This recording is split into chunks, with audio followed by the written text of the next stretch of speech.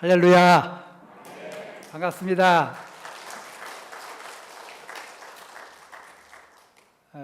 제가 집사람하고 같이 이렇게 쭉 내려오면서 우리 중앙교회 간다 생각하니까 마음이 굉장히 기쁘고, 또 우리 성도님들 뵈려고 생각하니까 너무나 또 떨리더라고요. 아주 오랜만에 뵈니까.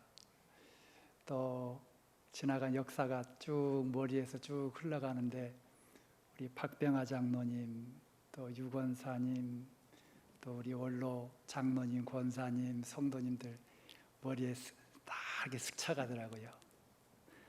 그동안 교회 섬기시느라고 수고 참 많으셨습니다. 이 교회를 지키시고 또 이 교회를 섬기시면서 하나님의 영광을 드러내는 일이 참 쉽지 않지요. 그러나 또 우리 박종식 목사님 잘 모시고 20년 잘 또 목회하시도록 도와드리고, 또 우리 김선정 목사님 또 모셔서 이 교회를 또 섬기시려고 이렇게 다 모셔서 너무나 좋고 또 기쁩니다. 우리 김선정 목사님 우리 중앙교회에서 모신다고 해서 제가 깜짝 놀랐어요.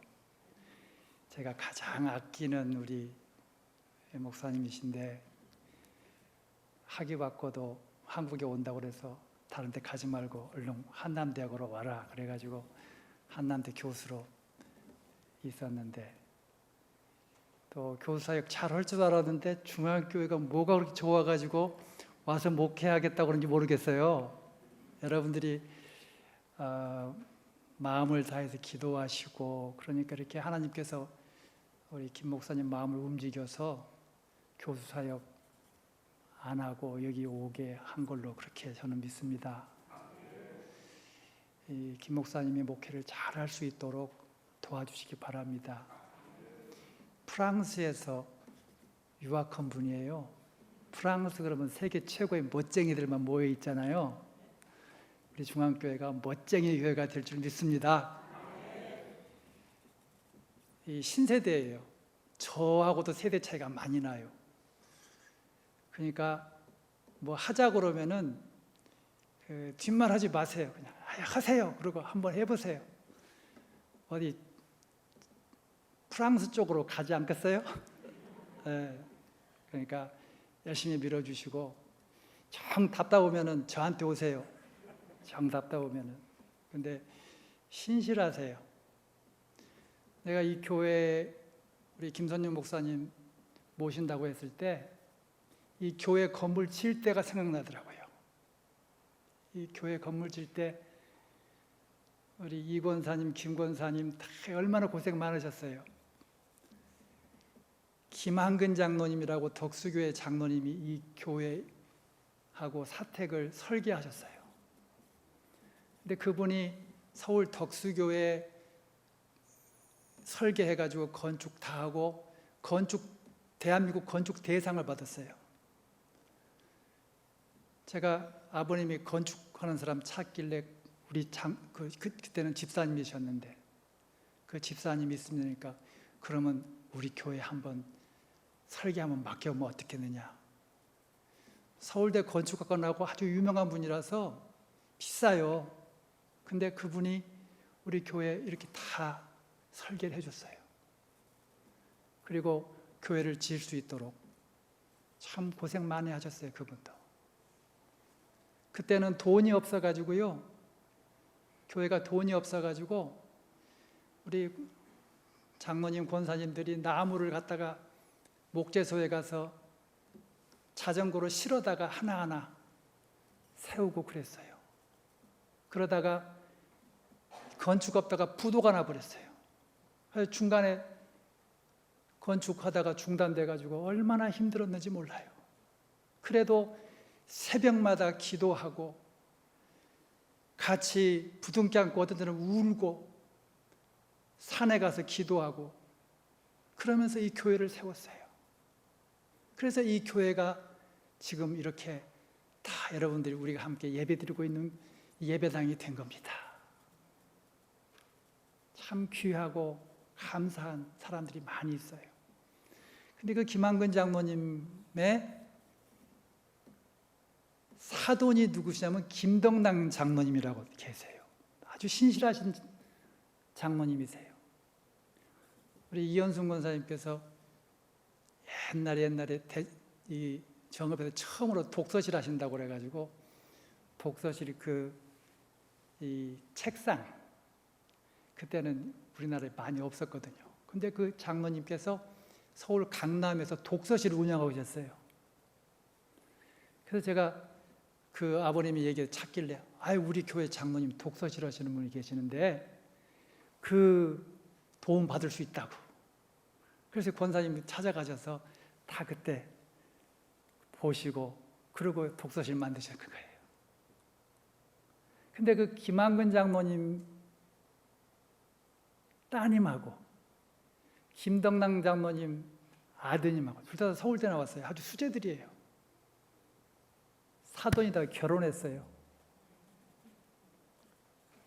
근데 그 김덕랑 장로님의 막내 아들이 김선영 목사님이에요.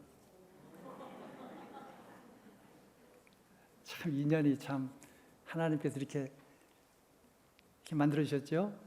이 집안 아주 수제 집안이에요. 이 형은 서울대 나와서 MIT에서 박사 받고 지금 미국의 텍사스 그 대학에서 교수하고 있어요. 누나는 서울대 음대 나와가지고 오르가니스트 열심히 봉사하고 있어요. 다 수제 집안이에요. 우리 교회 이렇게 모신다고 그래서 참 기뻤어요. 다음 사람 누가 갈란가 그랬는데 참 마음이 좋더라고요. 누구 추천하라도 이런 사람 추천 못해요. 제가 가라고 가겠어요. 본인의 마음이 움직이고 하나님 역사하셔야지 갈 수 있죠. 여러분, 다시금 이 교회가 새로운 힘을 얻고 하나님의 큰 영광을 드러내시기를 주님의 이름으로 축원합니다. 우리가 모인 것은 우리 뜻대로 모인 것이 아닙니다. 우리는 하나님의 부르심을 받은 자들입니다. 우리 교인들은 친구가 불러서 온 것이 아니고 어떤 장로님이 불러서 온 것이 아니고 집사님이 불러서 여기에 모인 것이 아닙니다. 하나님께서 부르셔서 우리는 이 자리에 있습니다. 성도는 하나님의 부르심을 받은 자들입니다. 그 소명을 잃어버리면 교회는 죽어버립니다. 교회가 되기 위해서는 교인들 한 사람 한 사람이 하나님의 부르심을 받았다라고 하는 소명의식이 있어야 됩니다. 예언자들은 어떤 사람이에요? 예언자라는 말은 히브리어로 나비라고 그러는데 그 말은 부르심을 받은 자라는 뜻이에요. 미래를 예언하는 사람 이런 뜻이 아니고 말씀을 맡아서 선포하기 위한 부르심을 받은 자, 그 바로 예언자들이에요. 초대교회 교인들도 하나님의 부르심을 받았다. 이 믿음이 충만했던 사람들입니다. 예수님께서 말씀하셨죠. 제자들에게 성령이 너희에게 임하시면 너희가 권능을 받고 내 증인이 될 것이다 그랬습니다. 성령이 너희에게 내리시면 임하시면 이 말은 무슨 말이냐면은 너희가 하나님의 부르심을 받았다면은 그 부르심을 체험했다면 그 소명의식이 있다면 너희가 권능을 받는다. 성령께서 우리에게 권능을 주신다는 말이에요. 소명의식이 없는 사람은 권능이 없어요. 소명의식이 있는 사람은 성령께서 역사하시기 때문에 권능이 있습니다. 그렇기 때문에 성령, 하나님의 영을 받은 자들이 바로 우리 그리스도인들입니다. 우리가 해야 될 게 뭐가 있어요? 부르심을 받은 자들은 내 증인이 될 것이다 예수님 말씀하셨어요. 요즘에 교회가 왜 힘듭니까? 내 증인이 될 것이다, 그리스도의 증인이 될 것이다 라고 하는 이 말씀을 잃어버렸어요. 다 자기 증인 되려고 그래요. 나 잘났다는 걸 드러내려고 그래요. 심지어는 목사들도 나 잘난 목사다고 드러내려고 그래요. 목사가 드러내야 될 게 뭡니까? 그리스도의 증인 아닙니까? 장로님이 드러내야 될 게 무엇입니까? 장로님의 능력입니까? 권사님의 능력입니까? 그리스도를 드러내야지 교회가 사는 겁니다. 그리스도를 드러내는 재직들이 되기를 주님으로 축원합니다. 우리 종합교회 신실하신 장로님들, 신실하신 권사님들, 신실하신 집사님들이 계시고 그분들이 이 교회를 잘 섬겼기 때문에 이 교회가 존재하고 역사를 이어갑니다. 여러분, 제가 미국에 88년도에 유학을 가가지고 미국 교회를 가보는데요, 머리가 허예요. 다들 머리가 허예요. 우리 여기서 염색 안 하신, 우리 연로하신 분들 머리가 허옇잖아요. 근데 거기 머리가 허예요. 근데 그때 우리나라는 어땠어요? 88년도면 우리 중앙교회 어땠어요? 막 부흥할 때예요. 엄청 부흥할 때예요. 우리 한국 교회가 미국 교회 닮아가요. 점점점 힘이 빠지고 점점점 흰머리만 있는 사람만 남고 이러려고 그래요. 이래서는 교회가 안 되죠. 교회가 새로운 힘을 얻고 그리스도의 증인이 되려고 하면은 다시금 일어설 수 있습니다. 미국의 어느 목사님이 소명이 없는 교회는 이런 교회다, 이렇게 책을 썼어요. 어떤 교회냐? 자기 중심적인 교회다. 첫 번째로 자기 중심적인 교회는 어떤 교회냐? 외부에는 관심도 없고 자기들만 그저 관심 있고 우리끼리끼리 그냥 있는 교회가 자기 중심적인 교회예요. 제가 유학 가서 그 머리가 허연 그 교회 가서 이렇게 예배 드렸는데요, 쳐다도 안 봐요. 자기들끼리만 모여요.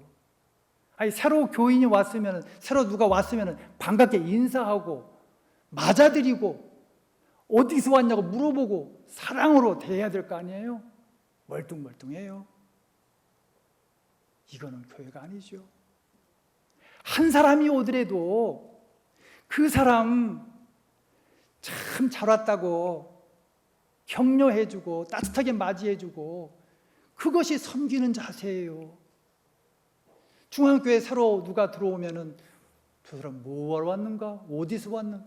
내가 먼저 다가가서 그 사람 어디서 왔냐고 손잡고 따뜻하게 맞아주고, 그래 마음이 열리죠.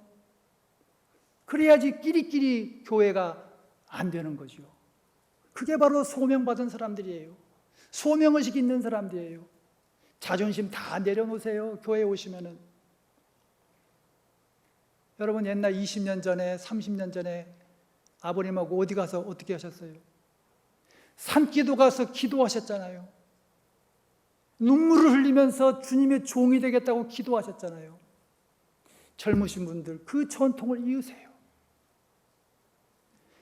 나를 드러내려고 하는 사람들은 소명의식이 없는 사람들입니다. 공부를 많이 했다고 해서 나를 드러낼 수 있겠습니까? 내가 성경학자예요. 내가 성경을 많이 공부했다고 해서 나를 드러낼 수 있겠습니까? 성령께서 저를 인도하시고 제게 힘주시기 때문에 제가 이렇게 말씀을 전하는 거죠.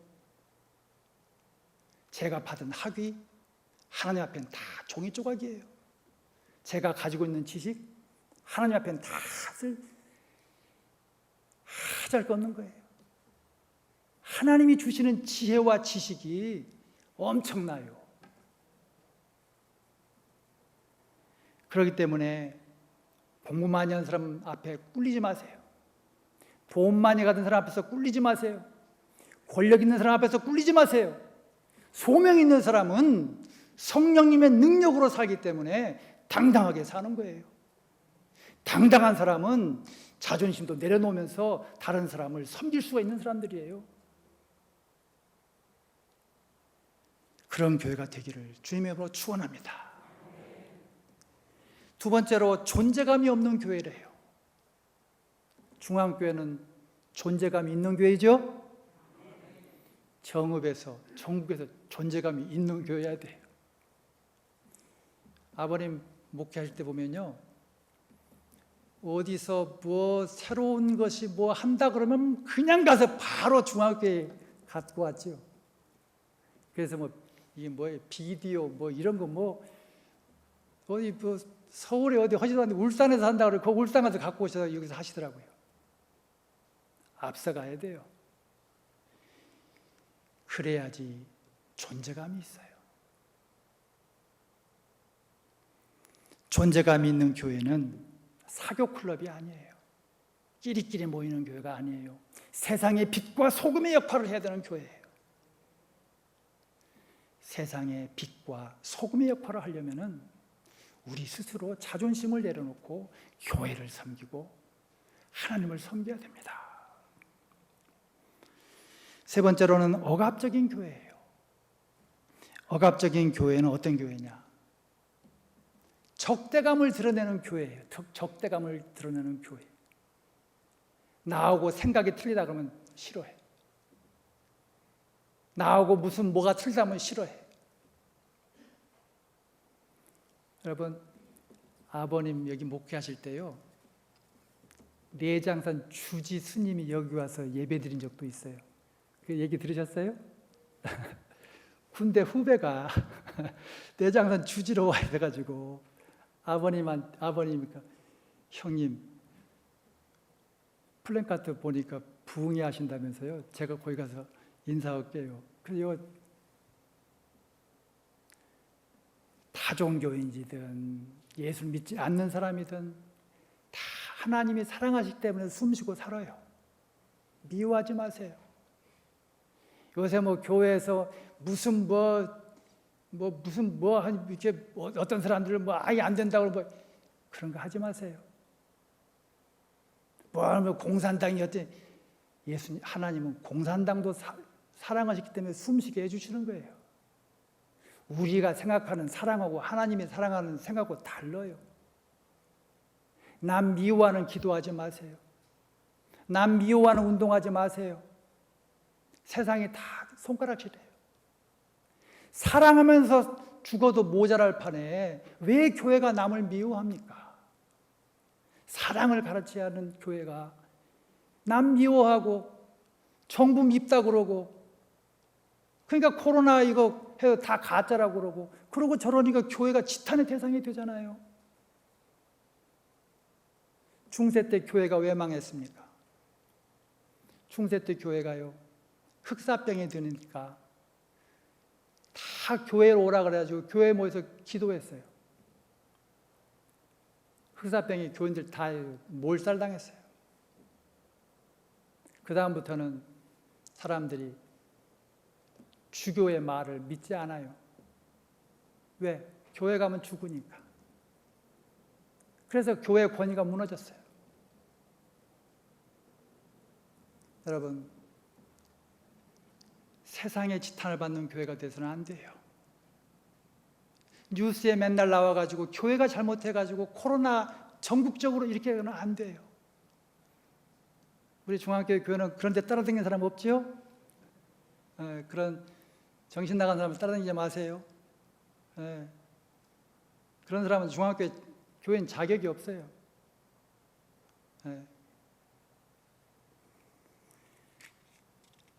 이 밖에도 뭐 많지만은 시간이 없기 때문에 초대교회는 4가지로 요약을 할 수가 있습니다. 사도들의 가르침에 몰두하고 서로 사귀며 빵을 떼는 일과 기도에 힘썼다. 이 4가지예요. 가르쳤어요. 사도들의 가르침, 복음이에요. 예수 그리스도예요. 그 가르침을 사도들이 한 거죠. 복음은 사도들로부터 가르침을 받았습니다. 여러분, 성경 공부 아무데나 가서 하지 마세요. 성경을 아무나 누구나한테나 내가 성경 좀 안다고 막 누구 가르치려고 하지 마세요. 성경은 함부로 가르치는 것도 아니고 함부로 배우는 것도 아니에요. 성경을 잘못 배우면은 정신이 혼미해지고 삶의 방향이 이상하게 돼요. 하나님의 말씀은 정확하게 배우고 정확하게 알아야 돼요. 성경 몇 번 읽었다고 그래가지고 성경 잘한다고, 성경 100번 읽었다고 나 성경 박사라고, 교만이에요. 평생을 구약 성경 연구하고 해도요, 잘 몰라요. 어떻게 알아요? 그 심오한 이 진리를 어떻게 다 깨달아 알겠어요? 성경 함부로 배우지 말고, 함부로 가르치려고 하지 말고, 우리 구약 박사님이니까 목사님한테 잘 배우세요. 사도들의 가르침에 몰두하고 사귀는 일을 했다. 이 사귀는 일이라고 하는 것은 말씀 안에서의 사귐입니다. 술 먹고 사귀는 게 아니에요. 놀면서 사는 게 아니에요. 말씀 안에서의 사귐입니다. 그렇기 때문에 우리가 야외에 나가서 놀더라도, 우리 교인들이 어디 가서 하더라도 꼭 말씀을 중심으로 해서 예배드리고, 그리고 사귐이 있잖아요. 그것이 말씀 안에서의 사귐이에요. 세 번째는 빵을 떼는 일을 했다 그랬어요. 빵을 떼는 일을 했단 말은 성만찬을 했다는 것이고 공동 식사를 했다는 거예요. 여러분, 반가운 사람 만나면 뭐라고 하세요? 밥 한번 먹자고 그러죠? 식사 한번 해요 그러죠? 오늘도 제가 온다고 그러니까 장로님들이 식사 같이 하자고 그랬는데 제가 미안하다고 그랬어요. 혹시라도 이 식당 가서 코로나 걸리면은 이 목사 장로들이 코로나 다 했다고 그러면 얼마나 또 지탄받겠어요. 밥밖에 안 먹는 게 낫지. 마음으로 다 먹었습니다. 감사합니다. 함께 밥을 먹는다는 거, 서로 마음이 열린 거예요. 미운 사람하고 밥 먹으면 체하잖아요. 서로 사랑하면서 사는 그러한 공동체. 네 번째로 기도에 힘썼다 그랬습니다. 기도는 뭐예요? 하나님과의 사귐이에요. 사람들과 사귈 뿐만 아니라 하나님과 사귀는 것, 그것이 바로 성도들의 교회 공동체입니다. 하나님과 사귈 때 여러분, 기도하실 때 어떻게 기도하세요? 여러분이 원하는 것만 막 얘기하시면 기도가 그 올바른 기도가 아니에요. 여러분, 아버지와 부모님하고 얘기할 때 어떻게 얘기해요? 부모님의 뜻을 헤아리면서 대화를 하잖아요. 기도도 마찬가지예요. 하나님의 뜻을 헤아리면서 기도해야 되는 거예요. 그래야 기도에 응답이 있어요. 자기가 막 원하는 것만 해달라고 하는 것은 떼 쓰는 애들하고 똑같아요. 말씀 안에서 기도하시기 바랍니다. 이제 재직들을 피택이 되어서 오늘 재직 같이 예배 드린다고 그래서 제가 재직들에게 이렇게 부탁하고 싶어요. 재직으로 사십시오. 권사로, 집사로, 장로로 임직받은 사람들은 직분을 소중하게 여기고 직분대로 살아야 돼요. 직분대로 살 마음이 없으면 내려놓으세요. 본의 안 돼요. 이전과는 다르게 사십시오. 그것이 바로 직분 받은 자들의 자세입니다. 직분은 멍에와도 같아요. 십자가와도 같아요.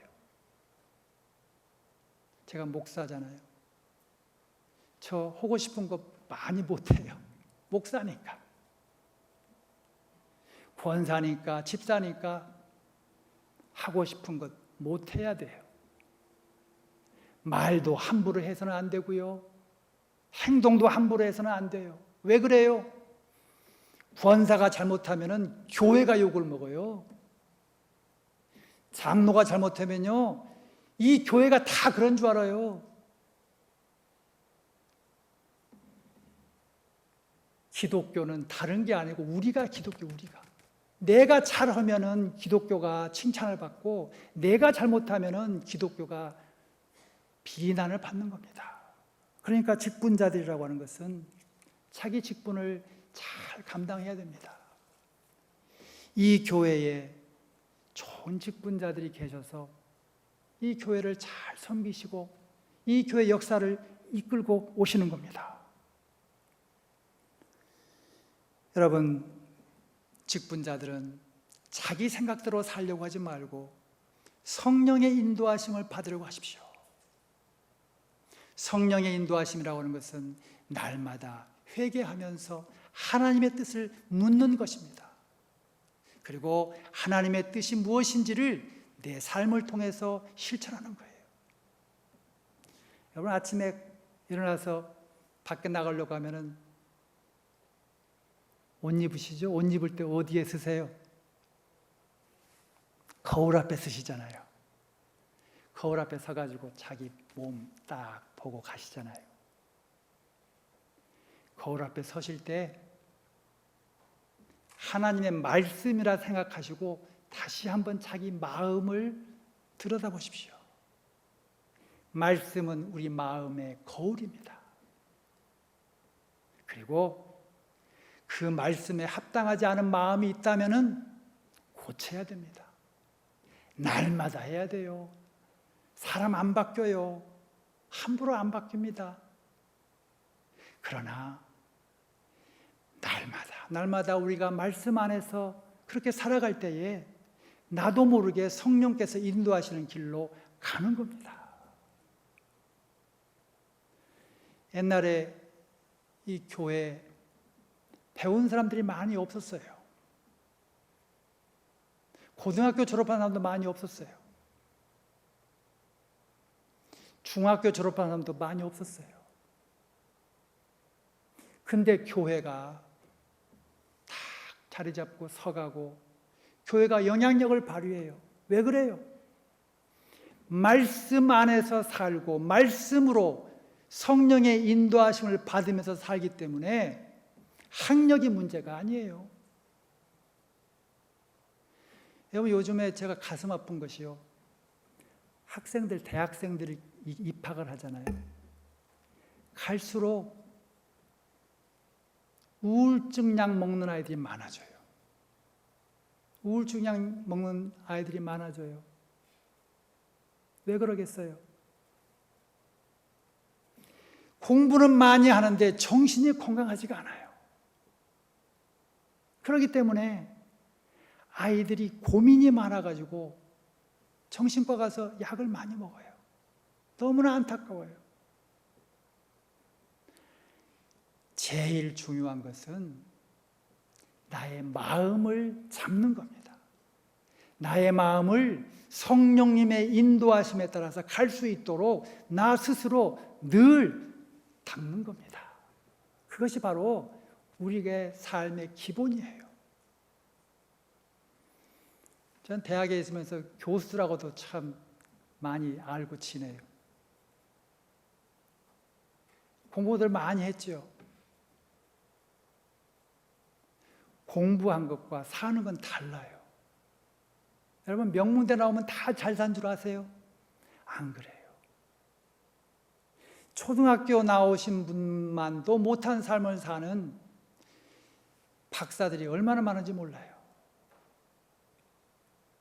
학력이 인생을 결정짓는 건 아닙니다. 우리 스스로 하나님의 말씀 안에서 우리의 마음을 가다듬고 성령의 인도하심을 받을 때 우리가 올바른 삶을 살 수가 있는 겁니다. 우리 젊은 부모님들, 아이들 교회에 와서 마음껏 찬송하고 뛰어놀고 그리고 아이들과 사귀고 이거 하도록 시간 많이 주세요. 그것이 훨씬 더 얘 장래를 위해서 좋습니다. 공부는요, 나중에 커서 지가 철들면 해요. 공부는 철들면 해요. 부모가 해라 해가지고는 안 돼요. 공부하지 말라고 어려서부터 한번 그렇게 한번 키워보세요. 공부하려면 공부하지 마, 괜찮아. 엄마도 공부 많이 안 했어. 여러분 공부하는 거 좋아하셨습니까? 여러분 싫어하셨잖아요. 근데 왜 자녀들한테 공부를 좋아하라고 그러세요? 나도 부모도 싫어한 거를. 놀아야 공부도 잘해요. 아이들이 마음이 편해야지 되거든요. 그 마음이 편하려면은 교회 와서 공동체 생활하면서 마음껏 노래 부르고 마음껏 소리치고 마음껏 친구들하고 놀고 이래야 되거든요. 제가 우리 학과가 기독교 학과인데요. 아이들이 다 고등부, 중등부 활동했던 아이들이잖아요. 얘네들은요, 수련회 가면 3박 4일 동안 너무너무 잘 놀아요. 근데 경영학과, 무슨 공대, 무슨 사범대, 이런 데는 3박 4일 수련회 가잖아요. 첫날 술 먹고 다 뻗어버려요. 그래서 3박 4일 동안 잠만 자고 와요. 놀 줄을 몰라요.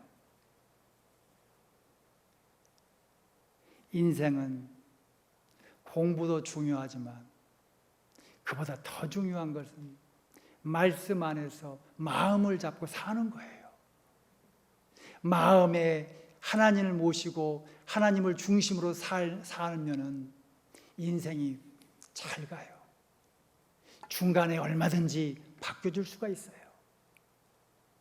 건강한 삶, 정신이 건강한 삶이 될 수가 있습니다.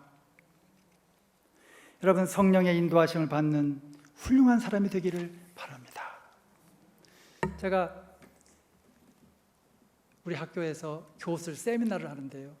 삼성그룹의 인사 담당자가 와가지고 한번 그 특강을 하는데요.